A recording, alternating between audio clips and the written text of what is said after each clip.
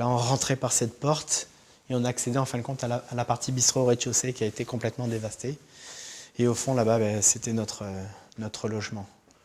Jamais il n'aurait imaginé se retrouver dans cette situation. Meilleur ouvrier de France, Johan Leclerc a fait ses armes chez les plus grands, Trois Gros, Ducasse ou encore Gagnère. Pourtant, le 28 février 2010, tout s'écroule. Son hôtel-restaurant 4 étoiles flambant neuf est dévasté par la tempête Xynthia et son emplacement est classé en zone de solidarité. En clair, l'hôtel va être détruit. Et après la catastrophe naturelle, les tracas administratifs, les compensations financières promises par l'État sont 2 fois moins importantes que pour les particuliers.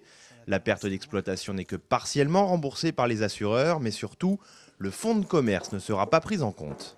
Comment l'État peut se porter acquéreur de nos murs et nous dire « vous partez et moi je ne vous paye pas votre fonds de commerce ». Voilà, donc là on est sur une injustice et on n'arrive pas à le faire entendre. J'en parle au préfet, j'en parle au maire. Et même à Nicolas Sarkozy.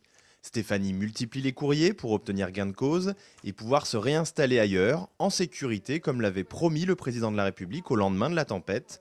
Le couple ne désespère pas et va ouvrir un restaurant en avril en tant que locataire, mais Johan, lui, veut tourner la page. Pouvoir rattaquer et parler d'autre chose que de la tempête, ça fait 1 an qu'on parle de la tempête. Aujourd'hui, on veut se reconstruire, on veut vraiment avoir des vrais projets. Donc pour l'instant, ça sera uniquement pour un restaurant, mais j'espère demain pour un hôtel-restaurant.